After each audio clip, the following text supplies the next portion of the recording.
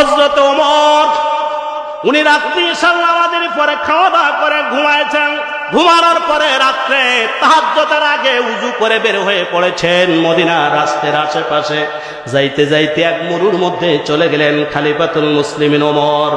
যাওয়ার পরে দেখলেন হঠাৎ রাত্রে, গভীর রাত্রে তাহাজ্জুদের রক্তের সময়, যেই সময় মানুষগুলো আল্লাহর প্রেমিক যারা, আল্লাহর আশিক যারা, তারা তাহাজ্জুদে দাঁড়ায় যায়।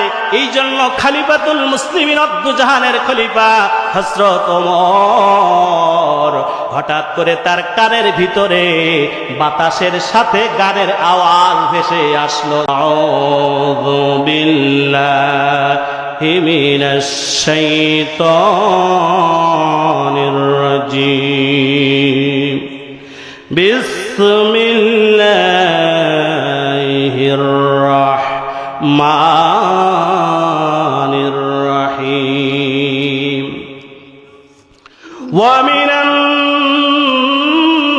নাসি মান ইয়াশতারি লাহওয়াল হাদীস লিয়ুদিল্লা আন সাবিলিল্লাহি বিগাইরি ইলমিন ওয়া ইয়াত্তাখিযাহা হুজুওয়া উলাইকা লাহুম আযাবুম মুহিন। আল্লাহ রাব্বুল আলামিন জানালেন, বন্ধু ওই মানুষটিকে বলে দেন, ওই মানুষটিকে জানাই দেন, মানুষের মধ্যে এমন এক শ্রেণীর লোক আছে যারা মানুষদেরকে গান বাজনা, বাদ্যযন্ত্র, ড্যান্স নৃত্যের মাধ্যমে মানুষদেরকে আল্লাহর দিক থেকে বিপদগামী করে ফেলবে।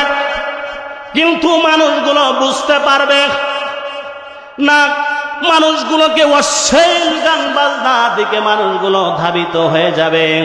এই মানুষগুলো বুঝতে পারবে না মনের অজান্তে অশ্লীল বেহাপনা গানের দিকে মানুষ সেই আমলেও ধাবিত হয়েছিল, এখনো ধাবিত হয়। জোরে বলুন ঠিক কিনা? বন্ধুরা আমার, এখানে বিএনপি করেন এমন লোক আছেন কিনা? জোরে বলেন। যারা বিএনপি করে আমি তাদের কাছে জানতে চাই, শহীদ প্রেসিডেন্ট জিয়াউর রহমান সম্পর্কে যদি কোনো গালি দেওয়া হয়, যারা বিএনপি করে তাদের কলিজায় আগুন লাগবে কিনা? জোরে বলেন। কলিজায় আগুন লাগবে, কারণ তারা শহীদ প্রেসিডেন্ট জিয়াউর রহমানের আদর্শ লালন করেন। এই জন্য তাদের কলিজায় আঘাত লাগবে, ব্যথা লাগবে। অরিজিনাল যারা বিএনপি করে, জোরে বলেন ঠিক কিনা? আর যারা সুবিধাবাদী জিন্দাবাদ, সুযোগ সন্ধানী রাজনীতি করে, ওদের সামনে শহীদ প্রেসিডেন্ট জিয়াউর রহমানকে যতই গালি দেওয়া হবে ওদের কোনো গায়ে লাগবে না, কলিজায় ব্যথা লাগবে না। এবার যারা এখানে জামাত ইসলামীর লোক আছেন কিনা? আছে কিনা? এবার যারা জামাত ইসলামী করেন তাদের কাছে আমি আপনাদের কাছে জানতে চাই, আপনারাই বলুন, ডক্টর শফিকুর রহমানকে যদি জামাতের আমিরকে গালাগালি করে, অশালীন ভাষায় গালি দেয়, যদি জামাত কর্মী হয় তার অন্তরে কলিজায় ব্যথা লাগবে কিনা? জোরে বলেন। যদি অরিজিনাল জামাতের কর্মী হয়, তাদের আমির ডক্টর শফিকুর রহমান সাহেবকে গালি দিলে তাদের অন্তরে কলিজায় ব্যথা লাগবে। আর যদি সুবিধাবাদী জামাত ইসলাম করে, প্রকৃত জামাত ইসলামের কর্মী না হয়, ও জামাতের আমিরের 14 গোষ্ঠী ব্যাট দিয়ে গালাগালিও দিলে ওর কিছু হবে না। এবার বন্ধুরা আমার, আল্লাহর নবীর দাড়ি নিয়ে যদি কেউ ব্যঙ্গ করে, যদি প্রকৃত মুসলমান ইমানদার বলে দাবি করে, যারা আমরা নবীকে নেতা বলে মেনেছি, নবী বলে মেনে নিয়েছি, ওই নবীর দাড়ি নিয়ে যদি কেউ বাজে অশ্লীল কথা বলে, যারা মুসলমান দাবিদার, তাদের কলিজায় ব্যথা লাগবে কিনা? আমার কথা বোঝা যায়? কষ্ট হচ্ছে? ওয়াজ শুরু করিনি, এখনো ভূমিকা আছে। বন্ধুরা আমার, এবার তাহলে বোঝা গেল যারা বিএনপি করে, শহীদ রাষ্ট্রপতি জিয়াউর রহমানের বিএনপি করে, ওই শহীদ রাষ্ট্রপতি জিয়াউর রহমানের গালি দিলে প্রকৃত বিএনপি হলে সে সহ্য করতে পারবে না। ঠিক তদরূপ ভাবে যারা জামাত ইসলামী করে, তাদের নেতা আমির ডক্টর শফিকুর রহমানকে গালি দিলে তারা সহ্য করতে পারবে না। ঠিক তদরূপ ভাবে যারা আমরা মুসলমান ইমানদার বলে দাবি করি, তাদের নবী, আমাদের নবীকে নিয়ে যদি কেউ, নবীর দাড়িকে নিয়ে, নবীকে নিয়ে, আল্লাহকে নিয়ে, কোরআনকে নিয়ে কেউ যদি গালি দেয়, যদি প্রকৃত মুসলমান হয় সে মানতে পারবে। যদি মানে ও মুনাফিক, মুনাফিক ইমানদার মুসলমান হতে পারবে? হতে পারবে না। এবার বন্ধুরা আসুন, কিছুদিন আগে এই বাংলাদেশে বাবুল নামের আবুল মানিকগঞ্জের বাড়ি, সে আল্লাহ নবীর দাড়ি নিয়ে বাজে মন্তব্য করেছে কিনা? মুসলমান বলেছে, কি বলেছে আবুল? এই আবুল বলছে মুসলমানদের দাড়িতে 70 জন ফেরেশতা ঝোলে, আর আমি প্রতিদিন ওই দাড়ি কাটি, আর ফেরেশতাদের আমি ওই ভাষা মাইকি বলবো না, আপনারাই বলেন। হ্যাঁ, আরো খারাপ কঠিন শব্দ মাইকে উচ্চারণ করলাম না, বুঝে নিয়ে। এবার ওই বাবুল বলছে, শোনেন, বলছে এই কোরআনে এত নাচ কেন? এই কোরআনে এত নাচ কেন? বলে কি নাচ? বলে আল্লাহ আমাদের নাচতে বলেছে কোরআনের মধ্যে, তাই আমরা বাবুলরা নাচি, তাই বাবুলরা নাচি। এবার আরেকজন বলছে আল্লাহ কোরআনে নাচতে বললো, ওবার দলিল দিচ্ছে, দেখেন, বলছে কুল আউযু বিরাব্বিন নাস, আল্লাহ বলে নাচ। আবার বলছে মালিকিন নাস, এ জায়গায় আল্লাহ নাচতে বলেছে। এরপর বলছে ইলাহিন নাস, ইলাও নাস, মিন শারিল ওয়াসওয়াসিল খান্নাস, এখানেও নাস, আল্লাযী ইয়াসউইসু ফি সুদুরিন নাস, এখানেও নাস, মিনাল জিন্নাতিন নাস, এখানেও নাচ। এই জন্য আমরা বাবুলরা শুধু নাচি। ইমান আছে তো? জোরে বলেন। তাহলে কোরআন নিয়ে ব্যঙ্গ করলে ইমান থাকবে না, মুসলমান না মুনাফিক? এবার আসুন, এই বাবুল, আবুল নামক বাবুল কি বলল? এবার বলছে আল্লাহ যদি একা না হয়ে আপনারা পীরের মাজার চেনেন তো, বলছে যদি পীর সাহেব আরেকজন খলিফা বানায়, কি বানায়, তাহলে পীরের মর্যাদা বাড়ে না কমে? তাহলে এরাম যদি 10 জন খলিফা বানানো হয়, পীর বেড়ে যাবে। দেখেন কি যুক্তি দিচ্ছে। এবার বাবুল আবুল বলছেন আল্লাহ তুমি একা না হয়ে এরম একটা 10টা আল্লাহ যদি বানাইতা, 20টা আল্লাহ বানাইতা, 200-400 আল্লাহ তুমি বানাই দিতা, তাহলে তো তোমার আল্লাহর দাম বাড়াই যেত। তুমি এত শব্দ যে এইটা বোঝো না? আল্লাহ বলে এটা বোঝে না। আবু জেহেল 360টা মূর্তির সেজদা করত খানে কাবার ভিতরে, কয়শো? আর এ বলছে 400 আল্লাহ বানাইতে, তার মধ্যে আবু জেহেলের দাদা। জোরে বলেন ঠিক কিনা? এবার মুসলমান শুধু এই না, আরো কথা আছে। এ বলছে আল্লাহ বলেছে খলাকুল আওয়াল আওয়ালু মা খলাকুন নূর, আল্লাহ বলছে কোরআন আমি নূর সৃষ্টি করেছি। এরপর বলছে আল্লাহ বলেছে আমি খলাকুল আরশ সৃষ্টি করছি, আবুল সরকার বলছে। এরপর বলছে খলাকুল কলম সৃষ্টি করছি, খলাকুল রুহু সৃষ্টি করছি। তাহলে আল্লাহ এক বুকে প্রথম সৃষ্টি কবার কয় রকম বললো? জোরে বলেন। এটা আবুল সরকার, আমার কথা না, কোরআন কথা, পরে দলিল দিচ্ছি। কয় রকম বললো? বলে একজনের যদি এক মুখী 2 কথা হয়, সেটার মুখ না হুক বলে। ও যে আল্লাহর ওটা মুখ না হুক, আল্লাহর কথার মাথা গুহা কোন জায়গায় তা পালাবো না, তাহলে ওর ইমান আছে? জোরে বলেন। এবার আমি আপনাদের কাছে প্রশ্ন রাখতে চাই, বন্ধুরা বলুন তো দেখি, যে কোরআন নিয়ে অবমাননা করে, আমার নবীর দাড়ি নিয়ে অবমাননা করে, যে আল্লাহকে নিয়ে অবমাননা করে, সে মুমিন না মুনাফিক? জোরে বলেন। এবার আমি আপনাদের কাছে প্রশ্ন রাখতে চাই, যে বিএনপি করে, তার সামনে তোর আপন ভাই যদি রাষ্ট্রপতি, শহীদ রাষ্ট্রপতি জিয়াউর রহমানের গালি দেয়, ও যদি অরিজিনাল বিএনপি হয়, ওর ভাইকেও ছেড়ে দেবে না, প্রতিবাদ করবে? জোরে বলেন।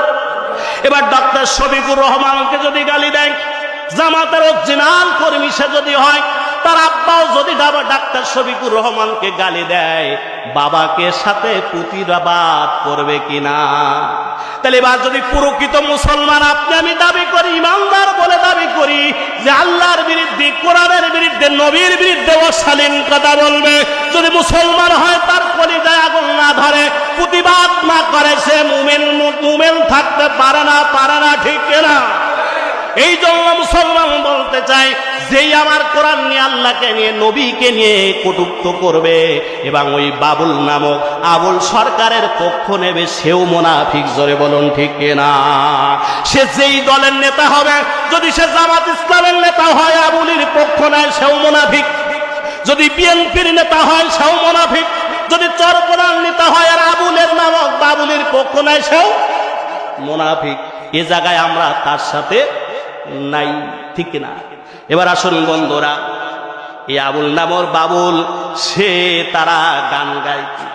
দেখেন গানটাকে, আর আকাশটা কাঁপছিল কেন, জমিনটা নাচছিল কেন?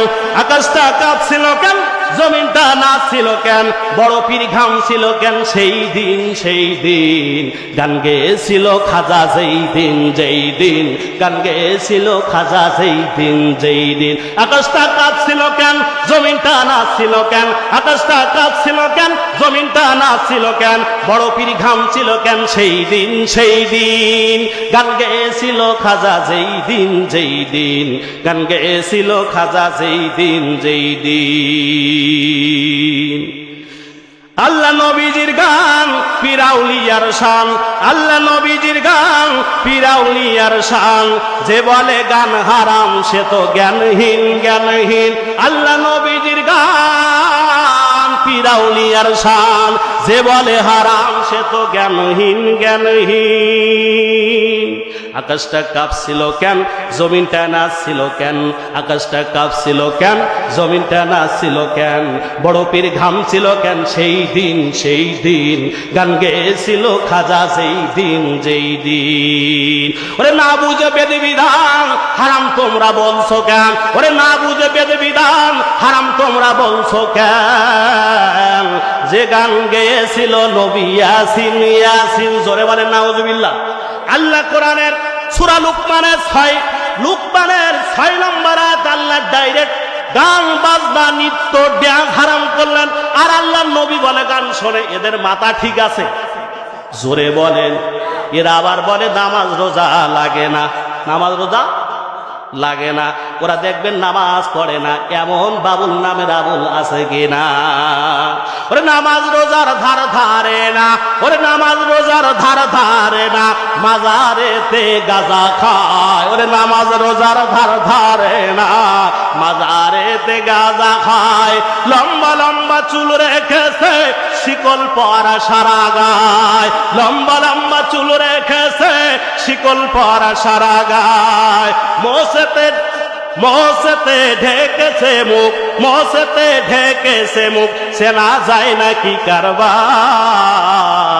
ও আমার ভণ্ড বাবা, ও আমার দয়াল বাবা, রোজ হাসরে কি হবে তোর জ্বালা? বিপদ থেকে আসান করবে তোর কোন বাবা? ও আমার ভণ্ড বাবা, ও আমার দয়াল বাবা, জোরে বলুন ঠিক কিনা?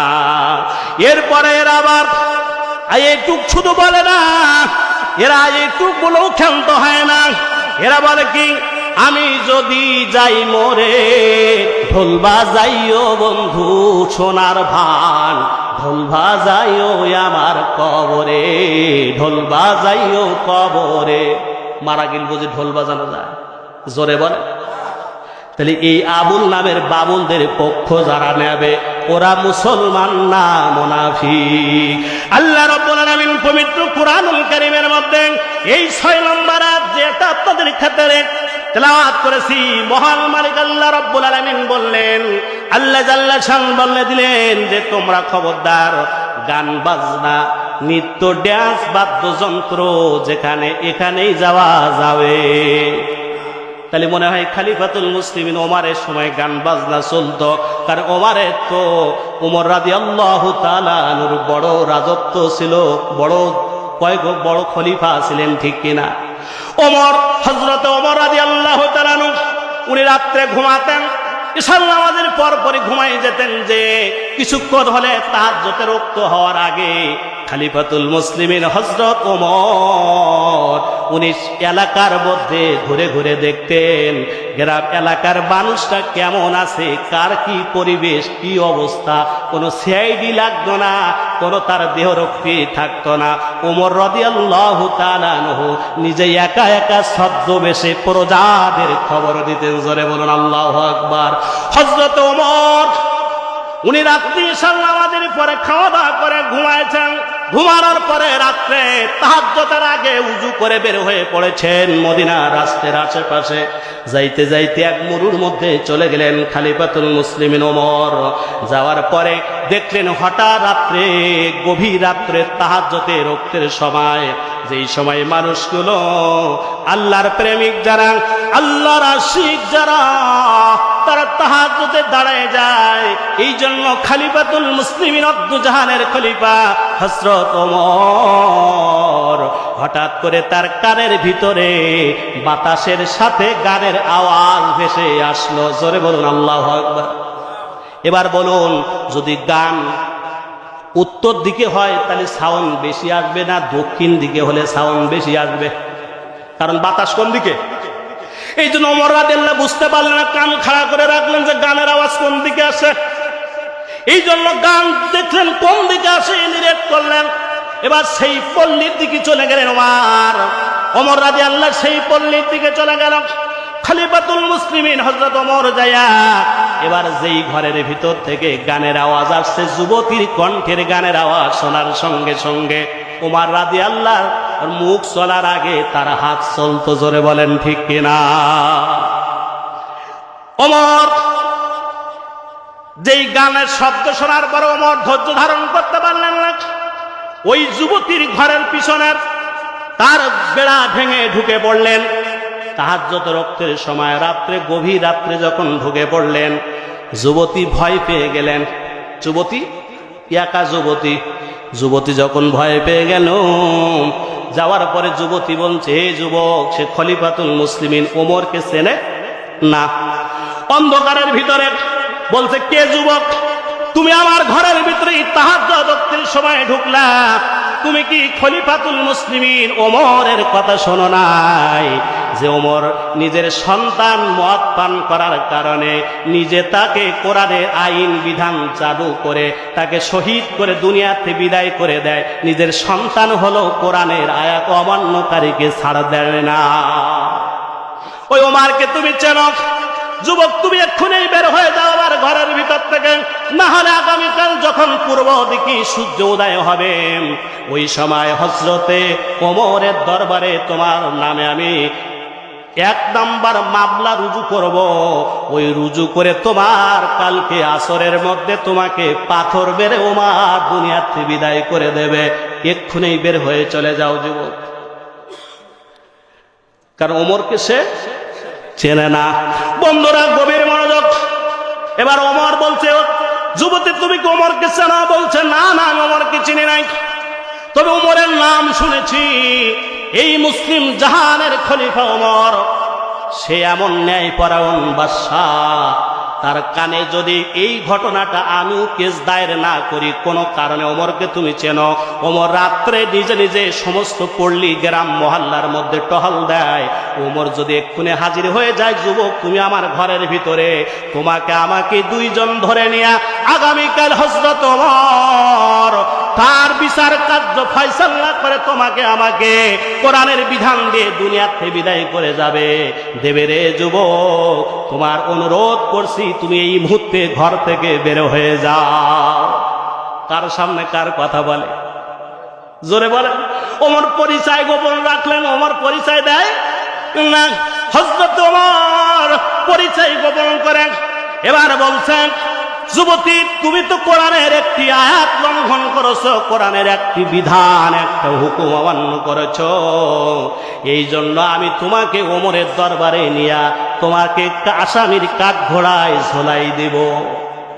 বলছে হযরত ওমর, আমি কোরআনের আইন, কোরআনের আয়াত অমান্য করেছি কয়টা?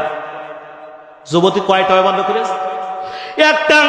এবার ওমরকে বলছে, ওমরকে বলছে, যুবক তুমি শোনো, আমি কোরআনের একটি আয়াত অমান্য করেছি।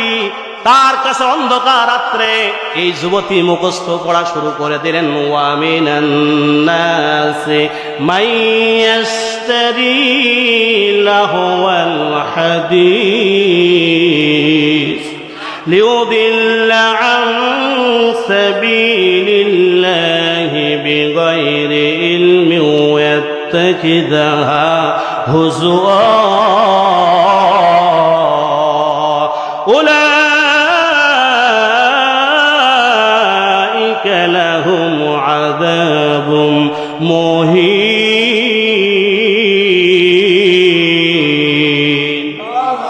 এবার ওমর বলছে, যুবক আমি একটি আয়াত অমান্য করেছি, একটি বিধান অমান্য করেছি, এই জন্য ওমরের দরবার আগামীকালকে যদি যুবক আমাকে গান গাওয়ার অপরাধের কারণে শাস্তি পেতে হয়, আমার বিরুদ্ধে একটা মামলা হয় রে যুবক। ও পথহীন, ও পথিক যুবক, ও অচেনা যুবক, তোমার বিরুদ্ধে আগামীকাল সকালে ওমরের দরবারে 5টা কোরআনের আয়াত অমান্য করার হুকুম, অমান্য করার 5টি মামলা তোমার বিরুদ্ধে রুজু করে দিব। কয়টা মামলা হবে ওমরের বিরুদ্ধে? কয়টা মামলা? আর যুবতীর একটা। হযরত ওমর বলল, যুবতী আমি কোরআনের কোন 5টি আয়াত অমান্য করলাম, বিধান অমান্য করলাম, করে ফেলেছি বলো তো দেখি। এবার যুবতী বলছে, যুবক রে, তুমি পবিত্র কোরআনের 24 নাম্বার সূরার নাম হলো সূরা নূর। কি সূরা? সূরা নূরের 61 নাম্বার আয়াতটি তুমি অমান্য করে ফেলেছ। কয় নাম্বার? জোরে বলেন, আর কষ্ট হচ্ছে। কত নাম্বার আয়াত? গরম পানি ছেলেগুলো কই? কত নাম্বার আয়াত? 61 নাম্বার আয়াত অমান্য করেছ। এবার যুবতী বলছে, যুবক রে, তুমি প্রথম যে আয়াতটি অমান্য করেছো সেটা হলো, ফাইযা দাখালতুম বুয়ুতান ফাসাল্লিমু আলা আনফুসিকুম তাহিয়াতাম মিন ইনদিল্লাহি মুবারাকাতান তাইয়্যিবা কাযালিকা ইউবাইনুল্লাহু লাকুমুল আয়াতি লাআল্লাকুম তাআকিলুন। এবার খালিবাদ এই যুবককে বলছে, যুবতী বলছে, যুবক রে, তুমি প্রথম যে আয়াতটি অমান্য করেছ সেই আয়াতটি হলো 1 নাম্বার যে আয়াতটি অমান্য করেছো, কোরআনুল কারীমের যে হুকুম তুমি অমান্য করেছো। আল্লাহ কোরআনের মধ্যে বলেছেন, ফাইজা দাখালতুম বুয়ুতান, যখন তোমরা কারোর বাড়ির ভিতরে ঘরে প্রবেশ করবে, ঘরে প্রবেশ করার সঙ্গে সঙ্গে ওই ঘরের বাড়িওয়ালাদের সালাম দিয়ে তুমি প্রবেশ করবে। এ হুকুম কার? জোরে বলেন কার? আল্লাহ বললেন সালাম দিয়ে প্রবেশ করার কথা।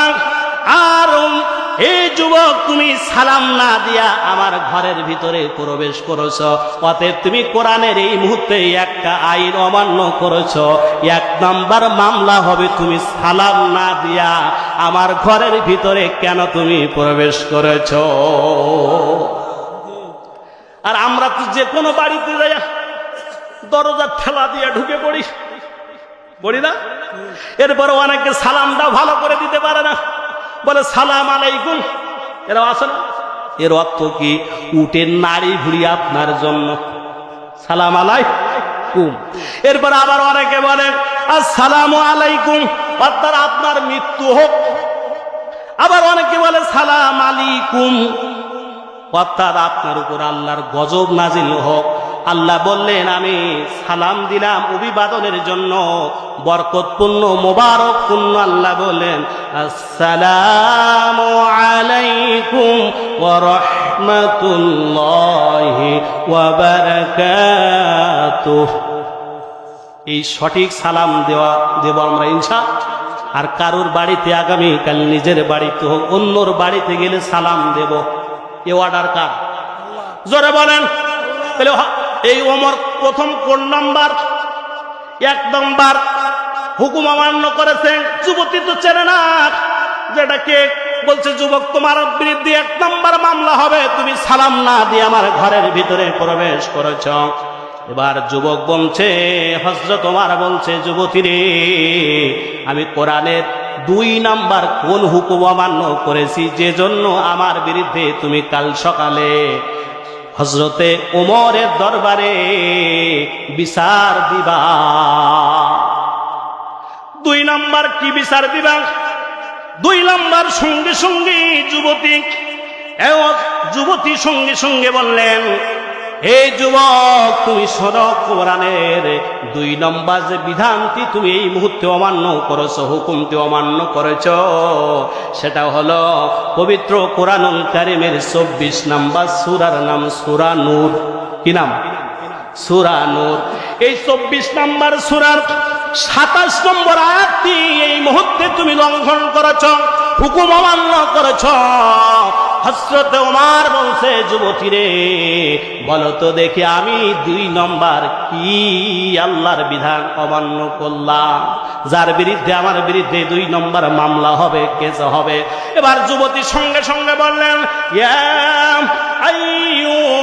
আইয়ুহাল্লাযীনা আমানু লা তাদখুলু বুয়ুতান গায়রা বুয়ুতিকুম হাত্তা তাস্তানিসু ওয়া তুসাল্লিমু আলা আহলিহা যালিকুম খায়রুল লাকুম লাআল্লাকুম তাযাক্কারুন। এবার বলছে, আল্লাহ কি বললেন? ইয়া আইয়ুহাল্লাযীনা আমানু, যারা ঈমান এনেছো, লা তাদখুলু, প্রবেশ করবে না, বুয়ুতান, কারোর ঘরে, হাত্তা তাসতানিসু, যতক্ষণ ওই বাড়িওয়ালা ঘরের মালিক অনুমতি না দেয় ততক্ষণ তোমরা কারোর বাড়িতে ঘরেতে প্রবেশ করো না। এ হুকুম কার?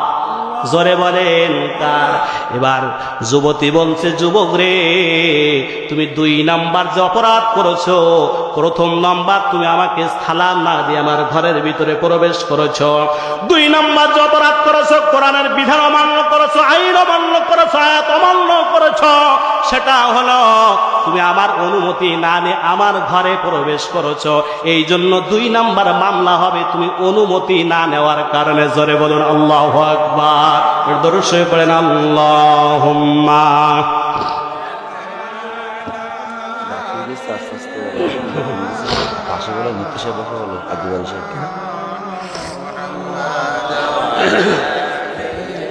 সাইয়্যিদিনা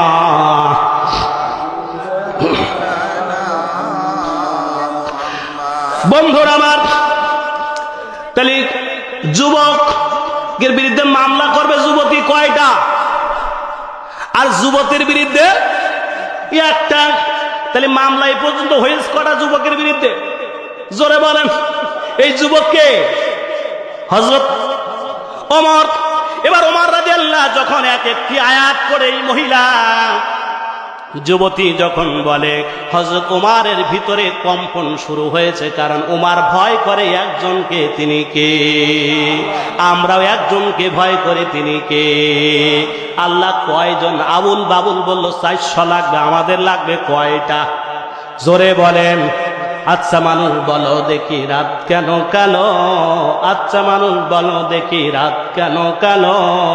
সূর্যমণি কোথা থেকে পেল এত আলো? ফুলগুলো সব নানা রঙের কেমন করে হয়? পাতাগুলো সবুজ বটে, ফুলের মতো নয়। চিনি কেন এত মিষ্টি, তেঁতুল কেন টক? কোকিল কেন এত কালো, সাদা কেন বক? দুধ কেন এত সাদা, মরিচ কেন ঝাল? আমগুলো সব পাকলে পরে কেমনে হয় তা লাল, পশু পাখি কয় না কথা, মানুষ কেন কয়? আচ্ছা মানুষ বলো দেখি কেমন করে হয়? ডিমগুলো সব একই রকম, পার্থক্য নেই মোটে, ডিমগুলো সব একই রকম, পার্থক্য নেই মোটে। সাদা কালো বাচ্চাগুলো কেমন করে ফোটে? আমরা সবাই বাস করি পৃথিবীর রঙে, হাতের লেখা মুখের চেহারা মেলে না কারোর সঙ্গে, আর মেলে না গলার সুর, বুড়ি আঙুলিটি, আল্লাহ পাক একজন আছে প্রমাণ হলো ঠিক নয়। এবার হযরত ওমরের বিরুদ্ধে যুবতী মামলা করবে কয়টা? জোরে বলেন। এবার যুবক হযরত ওমর ভয় করে কাকে? ওমর এবার থরথর করে কাঁপে। যুবতী বুঝতে পেরেছে, কিন্তু হযরত ওমর এটা যুবতী চিনতে পারে নাই। যদি চিনতে পারত এই যুবতী ওই জায়গায় হাত ফেল করে স্ট্রোক করে মারা যেত। জোরে বলেন ঠিক কিনা? কারণ যার বিরুদ্ধে মামলা করবে, যারা দাঁড়াতে সেই তার সামনে অবস্থান করতেছেন। এবার হযরত ওমর দাঁড়াই রইলেন, থরথর করে কাঁপে। বলছে যুবতী বলো তো দেখি, আমি আল্লাহর কোরআনের 3 নম্বর কোন আয়াতটা অমান্য করে ফেলেছি, আল্লাহর হুকুম অমান্য করে ফেলেছি রে? এবার যুবতী বলছে, যুবক তুমি পবিত্র কোরআনের 3 নাম্বার যে হুকুমটা অমান্য করেছো, আয়াতটা অমান্য করেছো, সেটা হলো সূরা বাকারা, পবিত্র কোরআনের 2 নাম্বার সূরা। কয় নাম্বার? 2 নাম্বার সূরা, 7 নাম্বার রুকু, 2 নম্বর পারার 189 নম্বর আয়াতটি এই মুহূর্তে তুমি লঙ্ঘন করেছো যুবক। জোরে বল আল্লাহু আকবার। এই সাইডদিকানি মহিলা দেরি করেন, মোনাজাত করতে হলে মোনাজাত করে দেই, কমিটি বলে মোনাজাত শব্দ দেশে একটা। বন্ধুরা আমার গভীর মনোযোগ। এবার খলিফাতুল মুসলিমিন হযরত ওমর থরথর করে কাঁপে, কারণ ভয় করে কাকে? কিন্তু আমরা মুসলমান আল্লাহকে ভয় করি না। আমরা আজান হয় মসজিদে যাই না, টিভির দিকে চাইয়া নাচ দেখি বসে বসে। মসজিদে আজান হয় মাইকে, আর যদি কেউ ডাকে বড় বড় মুসল্লি হয়েছে বেটা কয়দিন নামাজে গে আমার দেখতেছে, আছে না? এ জায়গায় না অন্য জায়গায়। বন্ধুরা আমার প্লিজ অ্যাটেনশন। এবার যুবতী আয়াত তেলাওয়াত শুরু করলেন।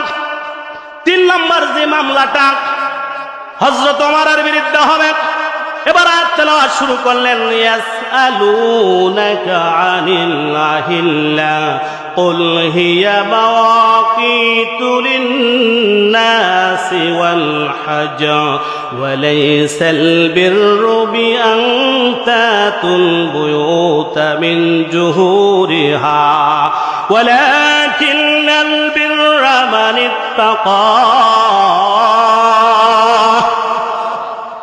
واتوا البيوت من أبوابها واتقوا الله لعلكم تفلحون। এবার বলছে যুবক, তুমি কোরআনের প্রথম যে হুকুম অমান্য করেছো সেটা হলো সালাম দিয়ে ঘরে প্রবেশ করা নাই।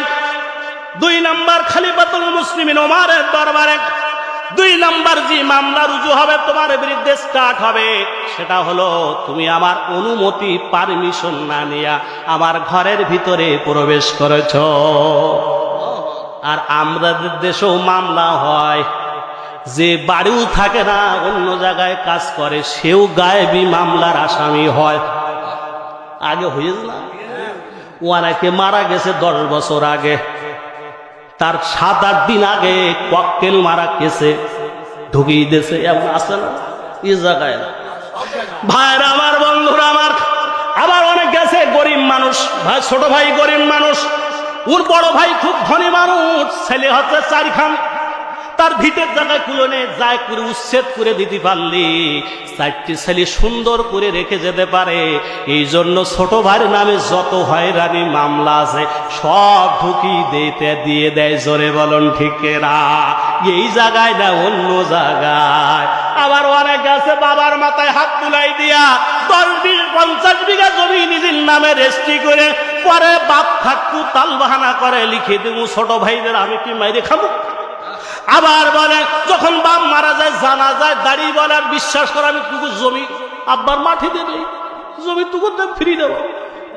এর করতে করতে কবরের মধ্যে চলে যায় তাও ভাইদের জমি ফিরিয়ে দেয় না বলে আমার বিশ্বাস করি ইয়ে জায়গায় না অন্য জায়গায়।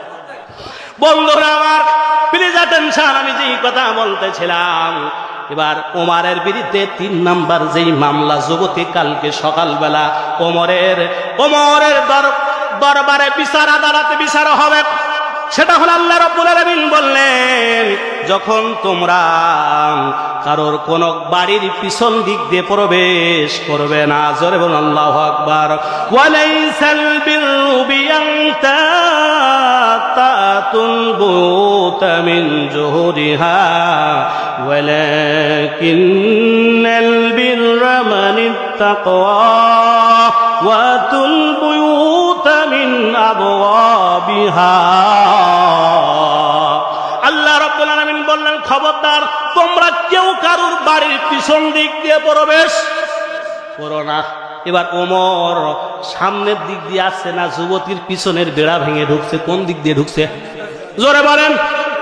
আমাদের কষ্ট হচ্ছে ঘুমাসতে মনোজাত করে দিই না মনোজাত করে দিই তাহলে এবার জোরে বলেন ওমর হযরত ওমর কোন দিক থেকে ঢুকছিল যুবতীর ঘরে।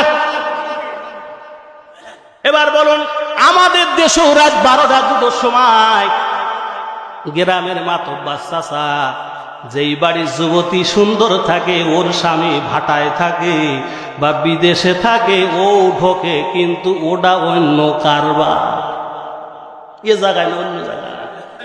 বন্ধুরা আমার হযরত ওমর একবারও মহিলার দিকে হাত উঁচু করছে, কারণ যেখানে যুবতী ভয় পাওয়ার কথা সেখানে ওমর কাঁপছেন কার ভয়ে।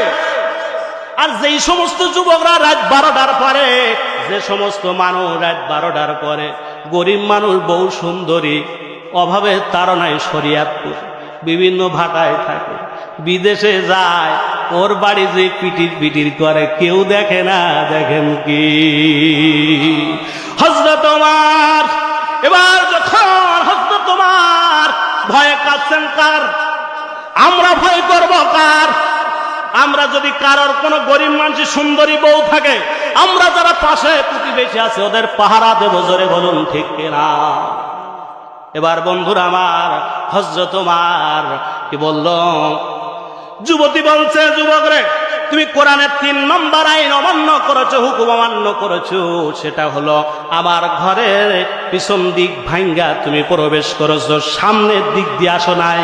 অতএব আগামীকাল সকালে হযরত ওমরের দরবারে 3 নম্বর তোমার মামলা হবে সূরা বাকারার 189 নম্বর আয়াত অমান্য করার কারণে, জোরে বলুন আল্লাহু আকবার। এবার হযরত ওমর আরো ভয় বাড়ছে না কমছে, জোরে বলেন। হযরত ওমরের ভয় আরো বাড়ছে।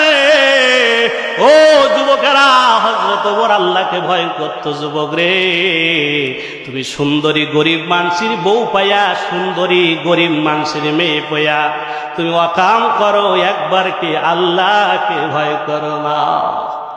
বন্ধুরা হযরত ওমর চোখের পানি ছেড়ে দিয়ে দিয়ে কান্দে, বলে আল্লাহ যুবতী যে মামলাগুলো আমার বিরুদ্ধে কালকে আমার আদালতে করবে, যুবতী তো চেনে নাই, এই মামলাগুলো যদি যুবতী আমার বিরুদ্ধে করে আর মদিনার রাষ্ট্রের সমস্ত আল্লাহ রাসূলের সাহাবীরা শোনে, আমি এই আয়াত অমান্য করার কেসে মামলায় আমাকে দুনিয়া থেকে আল্লাহ রাসূলের জীবন্ত সাহাবীরা হত্যা করবে।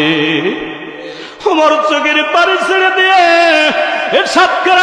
সামনাগারের প্রান্তরের মুসলমানেরা চোখের পানি ছেড়ে দিয়ে দিয়ে ওমর কান্দে। ওমর একজনকে ভয় করে, তিনি কে? আরো জোরে আওয়াজে বলতে হবে তিনি কে? হে আমার সম্মানিত সম্মানিত প্রাণপুরের মা বোনেরা শোনো, যুবতী কি পরিমাণ কোরআনের উপর পাণ্ডিত্য থাকলে ওমর কোথা থেকে ভয় করেছে, কোরআনের আয়াত দিয়ে দিয়ে ওমরকে ব্যাখ্যা দেয় যুবতী। এবার ওমরকে বলছে, যুবতী বলছে, যুবক রে, তোমার আমি চিনি না, নামও জানি না, তুমি ওয়াসের একজন যুবক, আমার স্বামীও ঘরের ভিতরে নাই, কেউ নাই, এই মুহূর্তে আমার ঘরের ভিতরে প্রবেশ করেছ, আমি এখনো কিন্তু চেঁচামেচি করব, তুমি সসম্মানে বের হয়ে যাও, না হলে ওমরের আদালত থেকে তুমি বাঁচতে পারবে। এবার বলছে, যুবতী চিল্লা চিল্লি করো না, তোমার কাছে অনুরোধ করছি, তুমি চিল্লা চিল্লি যুবতী করো না, আমি তোমার কাছে জানতে চাই, এবার বলুন যুবতী, এই যুবকের কয়টা আয়াত অমান্য করার জন্য কয়টা কেস করতে চেয়েছিল, মামলা কয়টা মনে আছে? মোনাজাত করে দিই, রাত হয়ে গেছে। বন্ধুরা আমার, এবার খলিফাতুল মুসলিমিন হযরত ওমর বলছে, বলো যুবতী, আমি 4 নম্বর কোরআনের কোন আয়াত অমান্য করে ফেলেছি যে কারণে তুমি আমার বিরুদ্ধে আল্লাহর দরবারে মামলা দিবা, রুজু করবা? এবার যুবতী বলছে, যুবক রে, এই মুহূর্তে পবিত্র কোরআনুল কারীমের 49 নম্বর সূরার নাম সূরাল হুজুরাত। জোরে বলো, 49 নম্বর সূরার নাম কি? একটু আওয়াজ দিয়ে বলুন কি? হুজরাতের 26 নম্বর পারার 13 নম্বর রুকু, 12 নম্বর আয়াত তুমি যুবক অমান্য করেছ। বলে, যুবতী কি সেই 12 নম্বর আয়াত তুমি তেলাওয়াত করে আমাকে শোনাও। এবার যুবতী কোরআন দিয়ে জবাব দেয়, এবং সঙ্গে সঙ্গে যুবতী কোরআন তেলাওয়াত শুরু করলেন। বলল, যুবক রে, 4 নম্বর কোরআনের যেই বিধান তুমি অমান্য করেছো, যে আয়াত তুমি অমান্য করেছো, সেটা হলো ইয়া আইয়ুহাল্লাযীনা আমানু জুতানিবু কাসীরাম মিনাজ জান্নি ইন্না বা'দায-যান্নি ইসমু ওয়া লা তাজাসসু ওয়া লা ইয়াগতাব বা'দুকুম বা'দা। জোরে বলুন আল্লাহু আকবার। এবার বলছি, যুবক, তুমি পবিত্র কোরআনের 4 নম্বর, 1 নম্বর তুমি যে হুকুম অমান্য করেছো, সেটা হলো সালাম না দিয়া তুমি ঘরে প্রবেশ করেছো। কি অপরাধ? আমার বন্ধুবার খুব কাছের মানুষ, আপনাদের এলাকার মনির ভাই, মুরগির দোকান ছিলেন না, উনি দাওয়াত করেছে, যোগাযোগ করেছে, উনি খাওয়ার জন্য আবার নিয়ে যেতেছিলেন। আমি বললাম, ভাই, যে বাড়িতে যাই আপনি আগে যেহেতু রাহাবার, আপনি সালাম দিলে আমাদের সবার দেওয়া হবে, সালাম দিয়ে ঢুকতে হবে। বলল, কেন হুজুর? বলছে, আল্লাহ কোরআনে বলেছে আগে সালাম দেন, নাহলে আমি ঢুকবো না। সালাম দিবেন, আপনারাও সবাই সালাম দিবেন তো।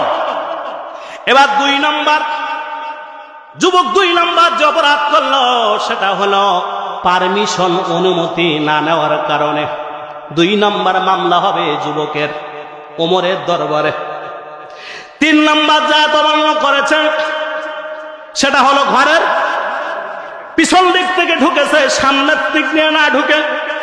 এবার 4 নম্বর কোরআনে যে বিধান অমান্য করেছে, এবার যুবতী বলছে, যুবক রে, সেটা হলো কারোর বিরুদ্ধে তুমি অন্যের বিরুদ্ধে দোষারোপ করা, সন্দেহ করা। আল্লাহ বলেছে, কোন মানুষের মধ্যে মানুষের বিরুদ্ধে তুমি ওয়াজাতা সন্দেহ করো না। সন্দেহ করা নিষেধ করেছেন কি? জোরে বলেন। যুবতী বলছে, যুবক রে, তুমি আমার ঘরে ঢুকছো, মনে করছো গভীর রাত্রে তাহাজ্জুদের সময় আমি কোন যুবকের সাথে রঙিন লীলা করতেছি, এই জন্য প্রেমের গান শোনাছি, তাকে উদ্বুদ্ধ করার জন্য, এই জন্য তো তুমি ঢুকছো। বলছে, হ্যাঁ, তাই তুমি আমাকে সন্দেহ করেছো। এটা আল্লাহর কোরআনের আরেকটা আয়াত অমান্য করে 4 নম্বর মামলার আসামি কাঠগড়ায় তুমি উঠবে কালকে। জোরে বলেন আল্লাহু আকবার। কিন্তু আমরা কেউ তো কারো বিরুদ্ধে সন্দেহ করি না তো? হ্যাঁ, এই আপনাদের মসজিদের ইমাম সাহেব আছে না, আছে? অনেক সময় এই মোবাইলের নেটওয়ার্ক সব জায়গায় থাকে। অনেকে দেখবেন ঘর এখানে আছে, ঘরের মধ্যে যে দোকানের মধ্যে যে নেটওয়ার্ক আর নাই। এখন ইমাম সাহেবের মোবাইলই ওরা যে রুমটা আছে যেখানে থাকে ওই জায়গায় ঘরের ভিতরে ঢুকলে আর নেটওয়ার্ক পায় না। ওনার ফ্যামিলির তো ছুটি তো আমরা 2-4 মাস যায়, তাও দেন না, বেতন তো 1.5 টাকা। এবার ইমাম সাহেব যখন এই মোবাইলের নেটওয়ার্ক পায় না ঘরের ভিতরে, তার বাচ্চাদের সাথে কথা বলতে পারে না, এই জন্য উনি নুন্নগর বাজার চলে গেলেন, যে মেকারের দেখালেন, বললেন মেকার ভাই আমার এই মোবাইলে ঘরের ভিতরে গেলে নেটওয়ার্ক পায় না, টাওয়ার থাকে না। তখন বললেন একটা কাজ করেন, নেটওয়ার্ক থাকবে, সেটা হলো আপনি একটা এন্টিনিয়ার কিনে আপনার ঘরের ওই জায়গায় লাগাই দেন, দিলে আপনি ঘরের মধ্যে আর নেটওয়ার্কের সমস্যা হবে। এরকম সমস্যা আছে না নেটওয়ার্কের সমস্যা? এখন ইমাম সাহেব ওই মেকারের যুক্তি শুনে কথা মতো একটি এন্টিনিয়ার কিনে এনে লাগাই দিয়েছেন, দিয়ে আসরের নামাজে গিয়েছেন। ওই পথ দিয়ে সভাপতি সাহেবের বাড়ি, উনি আসছেন পথ দিয়ে, এসেই দেখেছেন যে ইমাম সাহেবের ঘরের উপরে কি ঝোলানো আছে, জোরে বলেন। সভাপতি সাহেব তো রাগি টকবক, উনি গেছে তাড়াহুড়ো করে, ওদিকে ইমাম সাহেব আল্লাহু আকবার বলে আসরের নামাজে দাঁড়িয়ে গেছে। সবাই কিছু বলতে বলল, রাগ টকবক করছে। এবার নামাজে দাঁড়িয়ে তো নামাজ পড়া খেয়াল নাই। নামাজ যখন ডাইনি বামে সালাম ফেরানো শেষ, এবার ফতোয়া দিচ্ছে সভাপতি সাহেবকে, বলছে হুজুর এই মুসল্লিদের সামনে দাঁড়িয়ে বলছে আমি আপনাদের একটা কথা বলতে চাই। বলছেন বলেন সভাপতি সাহেব। কি কথা? কথা হলো এই হুজুরের পিছনে নামাজ পড়া হারাম। নামাজ পড়া কি হারাম। তখন ইমাম সাহেব হাসতেছে বসে বসে, বলছে আপনার মাগরিবের থেকে নামাজ পড়ানো লাগবে না। তো বলছি ইমাম সাহেব বলছে সভাপতি সাহেব আমি কি অপরাধ করেছি বা ভুল করেছি যে জন্য আপনার পিছনে নামাজ পড়া হারাম, মাগরিবের থেকে নামাজও পড়ানো লাগবে না, চলে যেতে হবে? তা আমার অপরাধ থেকে একটু বলবেন, আমি কোন অপরাধের কারণে নামাজ পড়ানো হারাম হয়ে গেল? বলছে আপনি বুঝতে পারছেন না, আপনি যে ঘরে এন্টিনিয়ারটা নিয়ে ছবি দেখতেছেন, এই ছবি দেখলে সেই হুজুরের পিছনে কি নামাজ হয়? কিন্তু সভাপতি সাহেবের বাড়ি বড় মাল টানানো আছে, উনি সভাপতি হলে মসজিদের কোনো সমস্যা। এবার আপনাদের কাছে আমি জানতে চাই, এন্টিনিয়ার ঝুলানোর কারণে ছবি না দেখেও যদি ইমাম সাহেবের নামাজ পড়া পিছনে হারাম হয়, সভাপতির বাড়ি যদি টিভি থাকে, ওই সভাপতির কি মসজিদে রাখা যায়? এ জায়গায় না অন্য জায়গায়? বন্ধুরা আমার, এরকম সন্দেহ থেকে দূরে থাকতে বলেছেন কে? না জেনে বুঝে কারোর বিরুদ্ধে সন্দেহ করা যাবে। তাহলে এবার কয়টা গেল?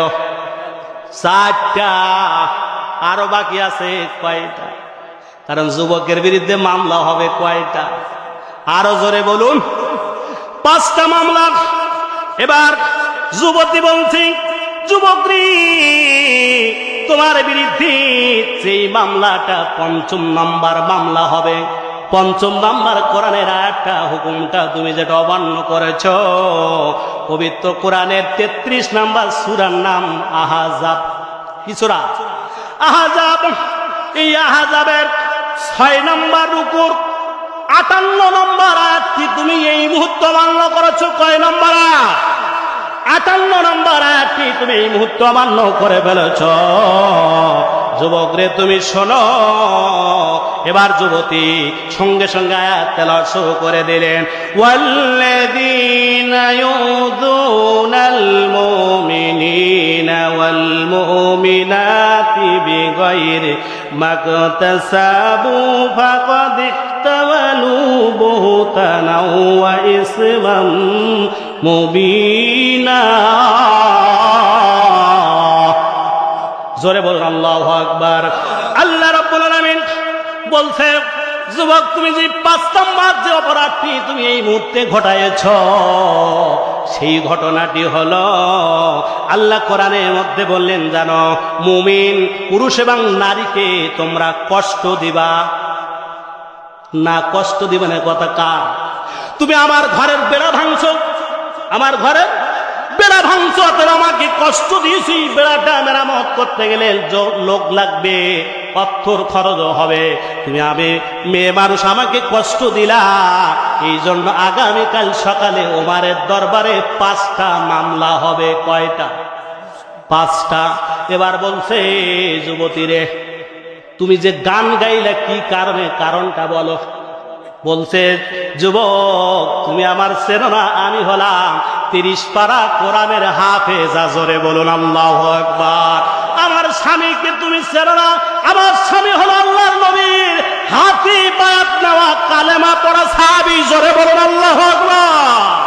এবার আমি কি জন্য এই গান গাইলাম রে যুবক, যদি তুমি জানতা তাহলে খালিফাতুল মুসলিমিন হযরতে ওমরকে তুমি আর 1 সেকেন্ডের জন্য তার ওই ক্ষমতার চেয়ারে রাখতা না। জোরে বলুন আল্লাহু আকবার।